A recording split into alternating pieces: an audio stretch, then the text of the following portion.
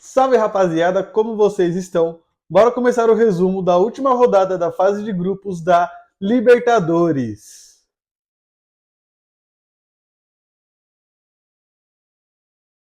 Na terça-feira tivemos São Paulo e Tajeres e o São Paulo venceu por 2-1. Um jogo em que o São Paulo só estava cumprindo tabela, o São Paulo já estava classificado. O mais importante para o São Paulo era pelo menos conseguir a vitória ou o empate para conseguir ficar com a primeira colocação do grupo. E o São Paulo consegue a vitória por 2-1, consegue ficar em primeiro do grupo e com o empate do River Plate em 1-1, o São Paulo provavelmente vai ter a segunda melhor campanha da Libertadores. E no jogo contra o Tajeres, um jogo que tivemos dois tempos diferentes. Um primeiro tempo mais tranquilo, mais de boa. O São Paulo estava ok com 0-0, era importante para o São Paulo. O Tajeres que precisava buscar mais para tentar conseguir a terceira colocação para os playoffs da Sul-Americana. Mas o São Paulo ia segurando o jogo, ia de boa, até que nos 26 minutos, numa falta pela direita, a bola é batida cruzada na área, o André Silva desvia, só que o Sabino estava no meio do caminho e desvia no Sabino também e acaba abrindo o placar para o São Paulo. E aí o jogo fica tranquilo, o jogo fica de boa, São Paulo com 1-0, Tajeres vai para cima e aí nos 39 minutos, numa falta também pela direita, numa jogada ensaiada, a bola é cobrada curta na lateral, o jogador Tajeres chuta, a bola desvia e sobra para o Federico Girotti, que domina, gira e empata o jogo. E aí vai para o intervalo em 1-1. E aí no segundo tempo, um segundo tempo mais agitado. O São Paulo cria mais chances, o Tajeres cria mais chances, o jogo fica mais aberto, fica mais disputado, os dois goleiros fazendo boas defesas, o Rafael fazendo grandes defesas, evitando que o Tajeres conseguisse fazer o segundo, o goleiro do Tajeres também fazendo boas defesas, e aí nos 39 minutos o Tajeres tem um lateral, cobre errado, o São Paulo recupera, vai para o ataque na entrada da área, o zagueiro do Tajeres corta a bola, mas sobra para o Luciano, e aí o Luciano ajeita e faz um golaço, garantindo a vitória do São Paulo. O São Paulo termina com mais uma vitória dentro de casa e fazendo uma boa primeira fase. E agora vamos esperar o sorteio das oitavas, mas o São Paulo faz uma primeira fase excelente. E na terça-feira também tivemos Botafogo e Universidade do Chile, um jogo muito decisivo tanto para o Botafogo quanto para a Universidade do Chile, e o Botafogo vence por 1-0 num jogo muito tenso, muito sentimental para o Botafogo. O Botafogo lembrou da final porque o jogo teve muitas adversidades e o primeiro tempo muito difícil, um primeiro tempo muito complicado para o Botafogo. O Botafogo tinha domínio da partida, tinha o controle de bola, tinha mais campo ofensivo, mas o Botafogo não conseguia criar, achava muitas dificuldades na defesa da Laú. O Botafogo não conseguia triangular, não conseguia achar os espaços, cruzava sem alguma ação, só cruzava na área por cruzar, só chuveirinho. E aí, nos 27 minutos, o Jair é expulso numa entrada muito forte, mas numa jogada que começou com uma falta que, se eu não me engano, é o Igor Jesus ou o Arthur que sofre no meio de campo. Foi falta no meio de campo, era para ter dado amarelo. O juiz segue o lance e aí o Botafogo recupera a bola, o Jair recupera a bola, mas ele acaba deixando a bola escapar e aí ele vai tentar recuperar e ele dá uma entrada muito forte. Quando o juiz deu o amarelo, eu achei que estava ok, eu já tinha achado a entrada muito forte, mas eu achei ok. Só que depois, quando eu vi o replay no VAR, que eu vi o lance mais de perto aí, dá para ver que o Jair chega com o pé alto, chega com a sola, e aí não tem muito o que fazer, vermelho corretamente, e parecia que o jogo ia acabar para o Botafogo, mas não. Os jogadores se reúnem no meio de campo, conversam ali e conseguem entrar num plano de jogo muito bom. O Gregory recua para fazer a defesa, né, para recompor onde o Jair foi expulso, o Gregory recua, faz a linha de zaga com o Barbosa, e aí o Botafogo fica melhor na partida, a Universidade do Chile fica perdida, tem um jogador a mais, e o Botafogo vai jogando muito bem, vai controlando, e aí nos 39 minutos, numa escapada rápida pela direita, o Savarino recebe a bola, cruza e o Igor Jesus muito bem se adianta da marcação e faz o gol do Botafogo, conseguindo a classificação. No segundo tempo, o Botafogo mantém a mesma equipe do primeiro tempo, o Renato Paiva não substitui e o Botafogo vai jogando no contra-ataque. O Botafogo faz um jogo reativo, deixa a bola com a Universidade do Chile, o que foi um jogo inteligente, tinha que fazer isso mesmo. O Botafogo tinha conseguido o gol e precisava só do resultado para conseguir se classificar. E aí, o segundo tempo, um pouco mais perigoso do Botafogo. Você percebe que os jogadores vai começando a ficar cansado, vai perdendo aquela força, mas o Botafogo é muito bem nos contra-ataques, consegue fazer um gol numa escapada rápida do Igor Jesus, que ele toca para o Arthur, só que aí percebe que na hora que ele vai sair correndo, ele estica o braço e a bola bate na mão dele, ele não colocou a mão na bola. Eu vi gente falando que o Igor Jesus estica a mão de propósito ali para carregar a bola. Eu acho que não foi isso, eu acho que na hora que ele vai fazer o movimento da corrida, ele joga o braço e aí a bola bate na mão dele e acaba sobrando, ajudou ele, mas acredito que ele não colocou a mão de propósito ali, acho que foi mais questão do movimento. Mas o Botafogo vai mandando bem, o Botafogo é um time muito rápido na transição, assim, é um time muito vertical, conseguia aproveitar os espaços que a Laú deixava, a Laú subia a defesa, né, para tentar pressionar o Botafogo, mas deixava muitos espaços, e o Botafogo é um time muito rápido. O John também fez boas defesas, evitou que a Laú conseguisse o empate, a Laú criou boas chances também, mas o John foi muito bem, e o Botafogo consegue a classificação, repetindo mais ou menos a campanha do ano passado, tropeça ali, mas consegue a classificação em segundo, e nesse ano o Botafogo também começa cambaleando, mas consegue a classificação para as oitavas, fica em segundo no grupo, e aí o Botafogo cai no pote 2 no sorteio e pode ter um confronto muito difícil nas oitavas de final, mas o Botafogo está classificado. Na quarta-feira tivemos Internacional e Bahia, o jogo mais decisivo dessa quarta-feira, e o Inter venceu por 2-1, conseguindo a classificação. Mais um jogo super tenso, um jogo com chuva, frio, com drama, aquele clima de Libertadores que a gente sabe, e dois times brasileiros duelando pela a última vaga para as oitavas de final. E o Inter consegue com a vitória, mas um primeiro tempo muito tenso, muito difícil, muito complicado, porém o Inter estava conseguindo ser superior, conseguia criar mais, conseguia ir mais para o ataque, mas o goleiro do Bahia ia muito bem. O Bahia tem uma boa chance no primeiro tempo, já nos 30, nos 32 minutos, mas desperdiça também a chance de abrir o placar. E aí no segundo tempo, o Inter já começa indo para cima, nos primeiros minutos tem uma chance já de abrir o placar e não consegue. E aí o Bahia nos 9 minutos, num lateral pela esquerda, o Bahia vai invadindo a área, tem um cruzamento na marca do pênalti, o jogador do Bahia chuta, o goleiro do Inter defende e o Jean Lucas no rebote abre o placar, garantindo a classificação do Bahia naquele momento.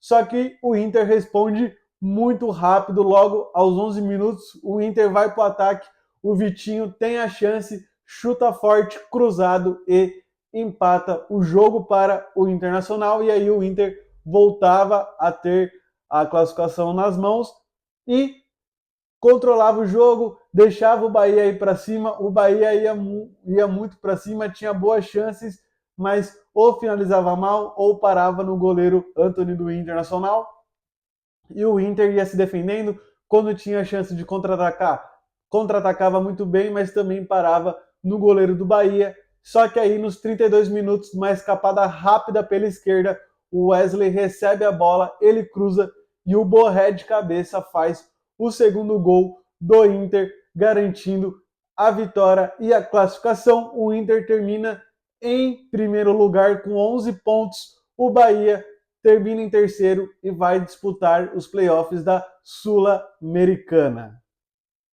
Tivemos também Palmeiras e Sporting Cristal, um jogo que era só para cumprir tabela, e o Palmeiras goleia por 6-0 num jogo que era a despedida do Estevam no Allianz Parque, pois é o último jogo do Palmeiras no Allianz Parque antes da Copa do Mundo de Clubes da FIFA, e também era o jogo de despedida do Estevam e terminou em grande estilo, goleando, e o Estevam fazendo um gol e 2 assistências. E o jogo assim muito tranquilo para o Palmeiras, um domínio total do Palmeiras.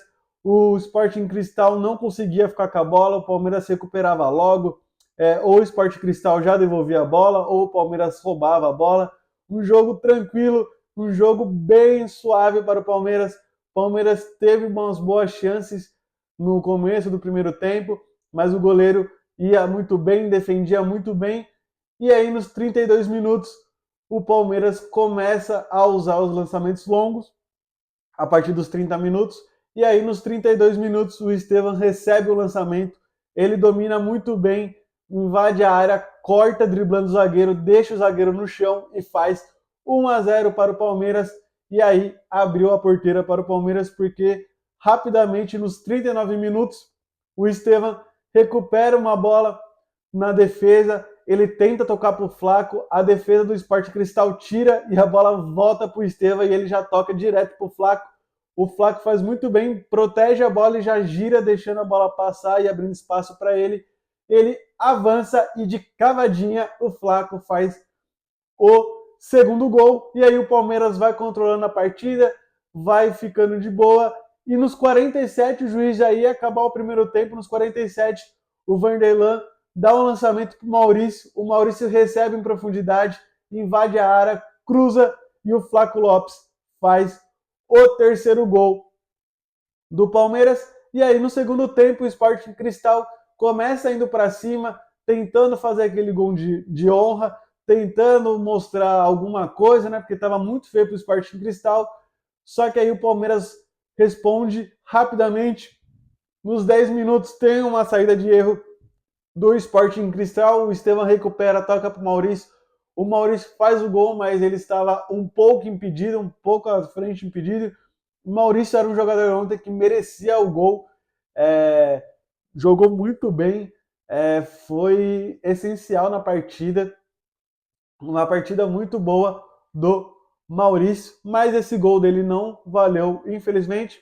Mas aí o Palmeiras volta a dominar a partida, o Palmeiras volta a ficar melhor. E aí, nos 19 minutos, numa falta frontal, o Veiga faz um golaço de falta, fazendo o quarto gol do Palmeiras, um belo gol do Veiga, o Veiga voltando a marcar, não marcava desde março. E aí ontem o Veiga volta a marcar pelo Palmeiras na sua especialidade que os palmeirenses conhecem, que é as batidas de falta, e o Palmeiras vai goleando, o Sporting Cristal vai controlando, e aí nos 29 minutos ali, já no meio do segundo tempo, o Paulinho e o Alan, que tinham acabado de entrar no jogo, eles tabelam entre eles, e aí o Paulinho recebe sem ângulo, chuta forte, rasteiro, e faz o quinto gol do Palmeiras. E aí o Palmeiras vai controlando o jogo, vai ficando de boa, vai deixando o tempo passar, e ali nos 39 do segundo tempo, o Paulinho recebe a bola, dá um belo drible em cima do zagueiro, cruza, e o Facundo Torres de cabeça faz o sexto gol do Palmeiras, que consegue garantir os 100%, 6 jogos, 6 vitórias do Palmeiras, termina com 18 pontos. E como eu disse no último vídeo, uma primeira fase de grupos do Palmeiras excelente. O Palmeiras chega com tudo para as oitavas de final. E encerrando a quarta-feira, tivemos Flamengo e Deportivo Táchira, e no sufoco o Flamengo vence por 1-0 e consegue a classificação. Mas um jogo muito tenso, muito difícil. Primeiro tempo muito ruim do Flamengo. O Flamengo tinha a posse de bola, tinha mais controle de jogo, mas não era efetivo. Criou algumas boas chances, mas ou finalizava para fora, ou o goleiro do Deportivo Táchira ia muito bem. Mas o primeiro tempo do Flamengo deixando muito a desejar, igual nessa Libertadores por inteiro que o Flamengo está deixando a desejar por muito. E aí, o Flamengo sofreu muito no primeiro tempo, encontrou uma defesa muito difícil do Deportivo Táchira, uma defesa muito compacta, ora é linha de 4, ora era linha de 5, de 6, chegou até uma hora a ser de 7 jogadores. Então, assim, um jogo muito difícil para o Flamengo. E aí, no segundo tempo, o Flamengo volta melhor, volta tentando ser mais efetivo, só que o tempo vai passando e começa a bater aquela ansiedade, a torcida começa a ficar irritada, a torcida começa a cobrar mais o time, e o time começa a sentir aquilo dentro de campo. O resultado, ao contrário, lá não era bom, a LDU estava vencendo, quer dizer, a LDU venceu, só que durante o jogo estava complicado, o Flamengo não estava conseguindo um bom resultado, estava empatando com 0-0. E aí, nos 21 minutos, numa falta pela direita, cruzada, Léo Pereira desvia e faz o gol do Flamengo, o gol da classificação. O Flamengo consegue ainda ter algumas chances para fazer o segundo, não consegue.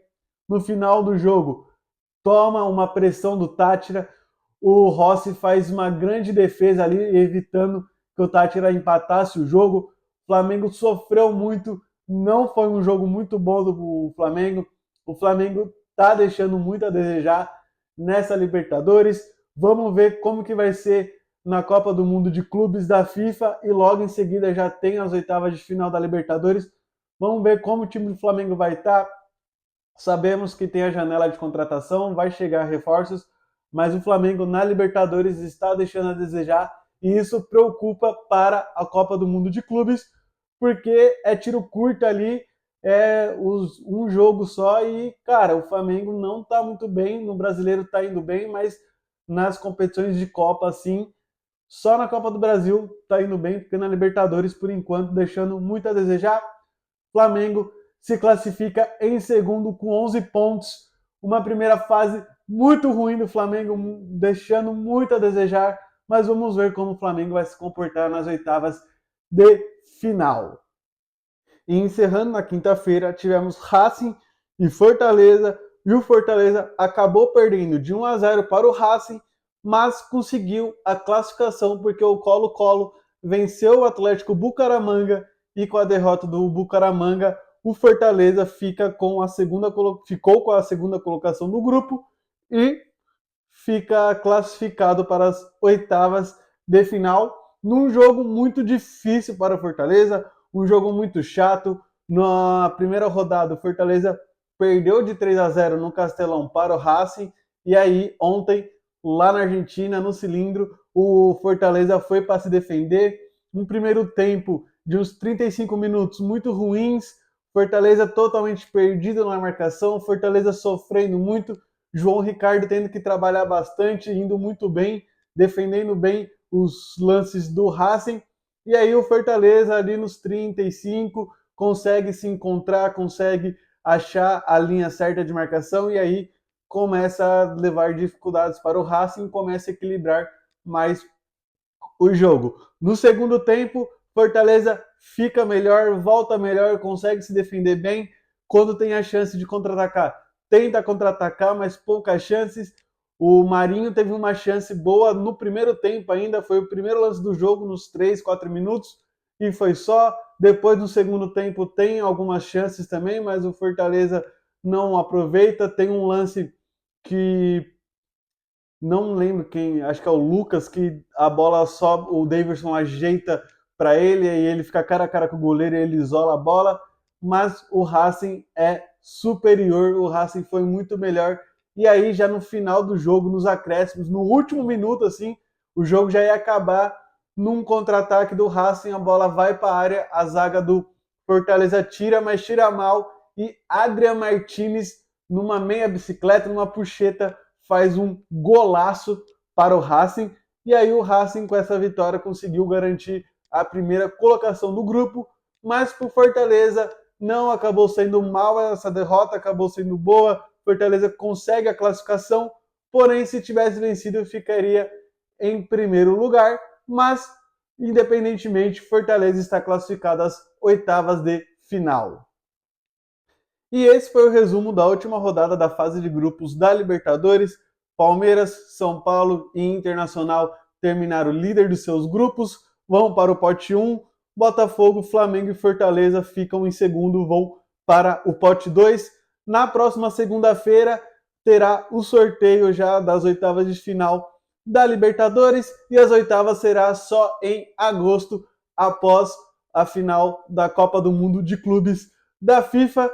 Porém, Bahia está eliminado, vai disputar os playoffs da Sul-Americana e já é nas próximas semanas as disputas das Sul-Americanas, que também tivemos um mau aproveitamento nos brasileiros lá na Sul-Americana e na Libertadores acabou sendo muito bem, apenas o Bahia acabou ficando de fora, mas por tropeços que teve nas últimas 3 rodadas.